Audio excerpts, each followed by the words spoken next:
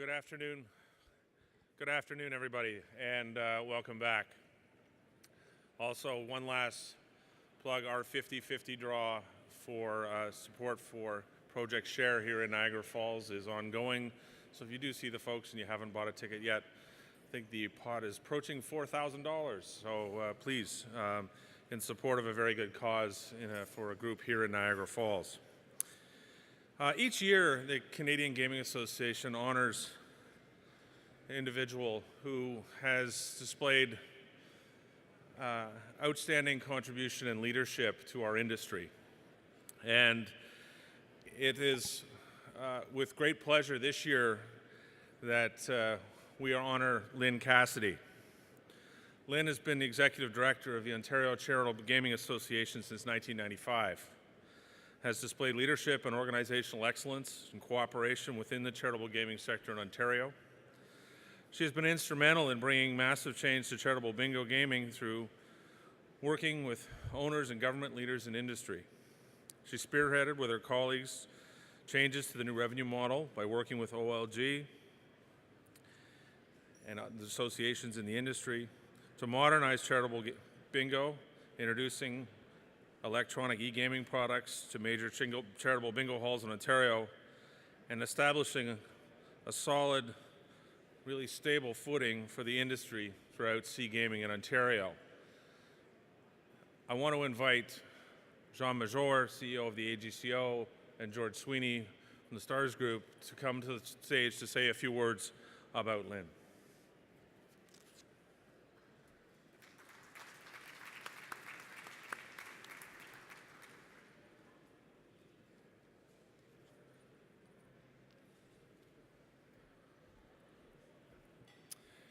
Good afternoon, everybody, and thank you, Paul, for the introduction. I don't really know whether to tell this story as an I've known Lynn for 20 years or more kind of story, or it's amazing how time flies when you're having fun kind of story. But back in the mid-90s, I was tagged within OLG to start working on the idea of electronically linked bingo games across bingo halls in Ontario. The bingo halls, the bingo business needed some updating, and with a little bit of insight and some friendly persuasion from our Ontario regulator, it became very clear that the industry needed the kind of technology support that a partnership with OLG could deliver. Now, at the time, this was a bit of a labor of love. Bingo hall operators, and frankly some of the charities, were, I'll say, suspicious, no, very suspicious, about OLG's long-term plans. And the industry sector was rife with rumors that this was the beginning of the end. This was an OLG takedown or takeover. But there was this new person on the scene I can see out there. Someone named Lynn Cassidy. Lynn was going to head up the Charitable Gaming Association. She came from government, something to do with social services, and I had heard she was a terrific person to work with. And I have to tell you, that turned out to be absolutely true, beyond my wildest dreams as somebody in OLG that was going to be working on the bingo business very hard. And actually, that has stayed true literally over more than the past 2 decades. Under Lynn's leadership, the Ontario Charitable Gaming Association became a very close partner of OLG in developing a product called Superstar Bingo. That was the very first experiment with linked bingo gaming in the province. And under her leadership, the sector also developed its strategic direction. At that time called Charting Our Course, it really was the vision for the key partnership between OLG, the charities, and the hall operators. And under her leadership, the sector successfully lobbied to expand what we started with Superstar Bingo into what we now know in Ontario as gaming, which is highly successful in terms of a business venture with OLG, the charities, and the bingo hall operators. Getting to this stage, I can vouch, has not been easy. It needed leadership from someone who understood that government was an essential partner, and that all parties needed to be aligned and to stay aligned. No surprises. That was the mantra. It required discipline. It required, I'm going to say, a healthy dose of stubbornness and a clear understanding that Sea Gaming was first and foremost for the charities and all about the charities. In short, it required Lynn Cassidy. She brought, and undoubtedly still brings, all of those things to every discussion table she participates in. Always calm, always strategic, always honest, never taking her eye off the ball, and never losing sight of the objective. With Lynn's leadership, the charitable gaming sector in Ontario has been transformed. Now, it has been a real team effort, but I can tell you that it would not have happened without the constant drive, energy, and integrity that Lynn has brought to the process. So I am very lucky to have had the chance to work with Lynn for many, many years and to look at her today and call her a true friend. And I'm extremely pleased today to have the industry honor through this award the contribution that Lynn has made to the province and the gaming industry. Thank you.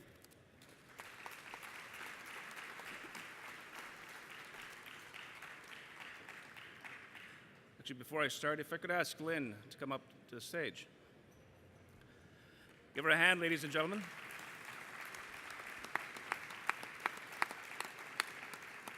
I thought it'd be best if you were on the stage while I embarrass you with saying some nice things. It's not very often you hear nice things from a regulator. I've known Lynn for about 14 years when I joined the AGCO. I didn't know much about her. I knew that she worked in the public service, and I had memories of charitable gaming from the early 90s where I cut my teeth in gaming, and it was a fractious industry as between charities and suppliers, and I'm being very polite. It was a bun fight.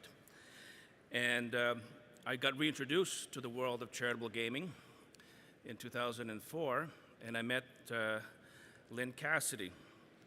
And it's difficult to detach yourself from the history because you think, I'm just going to go back and resume the bun fight that occurred in the early 90s. We look to industry associations as regulators as critical to the delivery of our mandate. I've worked with all sorts of industry associations. For those of you that have ever heard me speak, I'm a very strong advocate of unity in the industry associations. If you're interested in developing good policy and good regulation, we have shared interests in ensuring that the industries are profitable and that they operate with integrity. And the OCGA is such an organization. The list of accomplishments that are directly attributed to Lynn are numerous, and George has mentioned a few of them. We have a very strong relationship with the OCGA and the charity sector because of Lynn. The results are significant. And when I say something like Lynn was instrumental in changing the revenue model between hall owners and charities, that sounds rather simplistic and trite.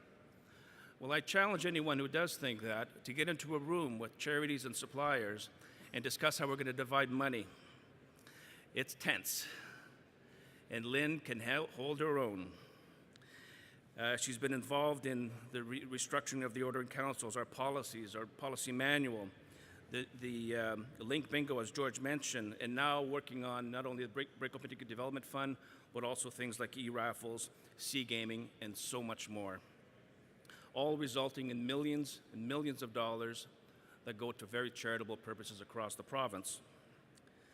And as impressive as these accomplishments are, it is even more impressive to consider the context in which Lynn has to operate. The vagaries of Queen's Park, the hundreds of municipalities that she has to interact with, the hundreds and thousands of charities, large and small, sophisticated and not so sophisticated, volunteers, whose primary function is not fundraising, but rather to help their charity. The interests of the private operators, the suppliers that she works with, working through government, including the OLG and government ministries, and of course, working with the provincial regulator, the AGCO, and all municipal regulators for municipal licensing. Successes such as this in such a complex and nuanced environment doesn't happen by accident. It requires commitment, tenacity, and a true desire to make things better. And these relationships that Lynn has fostered also don't happen by accident. They don't develop overnight, but they're fundamentally based on trust. And they're difficult to maintain. You don't establish relationships and then forget about it. You have to be a continuous advocate working on those relationships at all those different complex levels. So while Lynn's accomplishments by themselves are impressive, it is her approach that I quite admire the most. As I mentioned, in the early 90s, the charitable gaming industry, from my perspective, was very fractious. Trying to bring the groups together was impossible. In fact, I never had really a meeting with suppliers and charities in the same room. They couldn't agree, they couldn't see eye to eye. So you can imagine my surprise when I come back some 9 years later to find the charities sitting across the room with the commercial operators through the leadership of Peter McMahon, working together, not necessarily always agreeing, but there's a fundamental mutual respect, and that's why it worked. That's why Lynn was able to move the agenda and persuade regulators and policymakers to do the right thing. It's focusing on those shared interests as opposed to what divided them. That's very powerful, and it's not something that I see very often. In fact, Lynn and Peter are the poster children that I often refer to industry partners as being, this is what an industry association is supposed to do, folks. This is how it's supposed to work. I wish I could package it. Lynn is a tireless advocate for the charities, and she sees the values in fostering these relationships at all levels. She plays the long game, and that's why she's so well respected. She's a quiet champion of charity interests, balanced, thoughtful, and measured in her approach. But she is tenacious, and that is a big part of her success. I have the utmost respect for Lynn, and she is truly deserving of this wonderful award. Thank you, Lynn.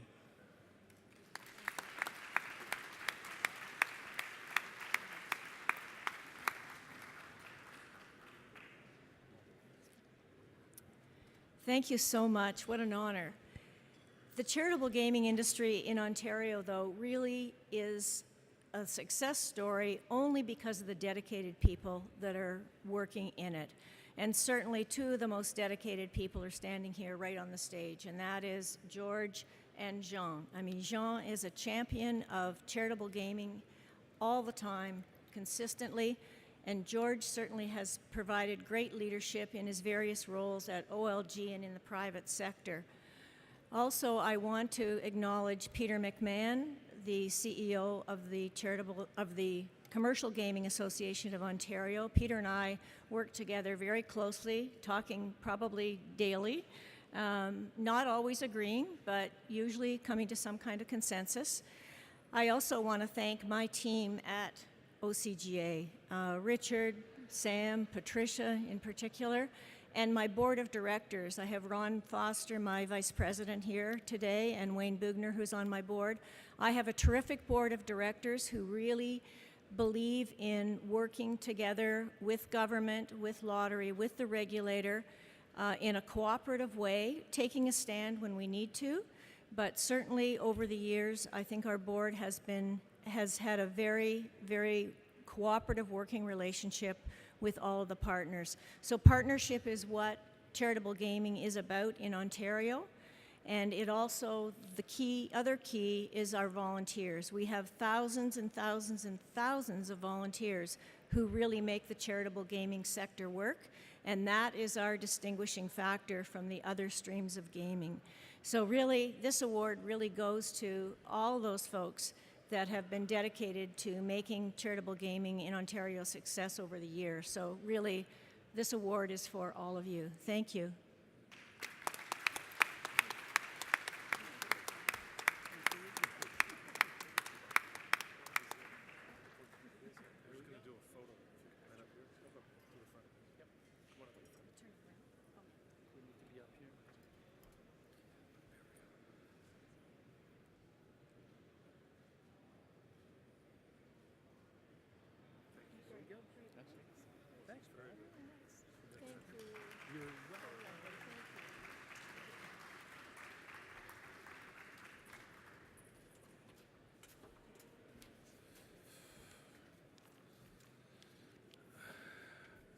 Congratulations, Lynn, and well-deserved. We have one other industry award that the CGA has honored organizations with, and that's for our Outstanding Community Service and Volunteerism Award. And this year, recipient is the Saskatchewan Indian Gaming Authority. SIGA employs close to 1,800 people, including 1,200 of those who identify as First Nation. SIGA's vision is to deliver sustainable net income and employment opportunities for the 74 First Nation communities in Saskatchewan. As a nonprofit company, all profits are returned to the people of Saskatchewan, 50% to the First Nations Trust, 25% to local community development corporations, and 25% to the province's general revenue fund. And since its inception, SIGA has returned more than $1 billion in profits to Saskatchewan communities and gives back more than $1.52 million annually through its community investment program. In 2017, SIGA and its casino community investment program supported 573 events or organizations across Saskatchewan, including festivals, fairs, youth camps, powwows, conferences, treaty gatherings, health fundraisers, youth tournaments, and science programs for youth. SIGA brings more than 300 youth from across the province, including the far north Saskatchewan Rough Rider game annually. And here, youth are treated to pizza, gifts, and of course, the game experience. For many of these youth, it's their first opportunity to see a CFL game. And some of SIGA's most significant contributions have supported organizations such as a $250,000 donation to the All Nations Healing Hospital to provide hemodialysis machines to diabetic patients in rural Saskatchewan, $100,000 to the Gordon Tsusis Theatre supporting its program in First Nation communities, and to the $125,000 to the Tony Cote First Nation Winter Games so children and youth can participate in winter game activities. I'd like to welcome Patricia Cook from Saskatchewan Indian Gaming Authority to the stage to accept the award for our industry's volunteerism and community service. Patricia.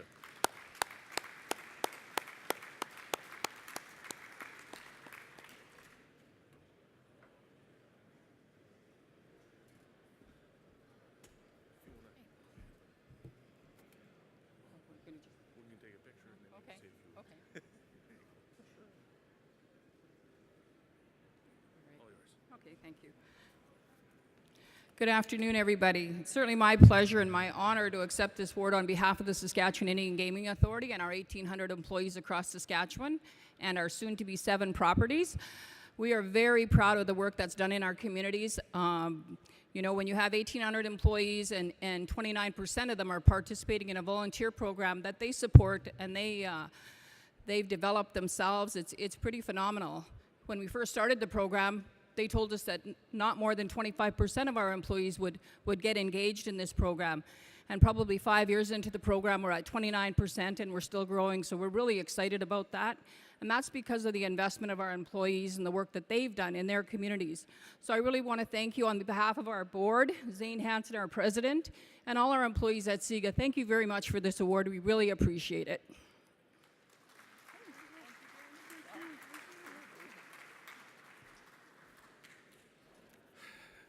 Thank you.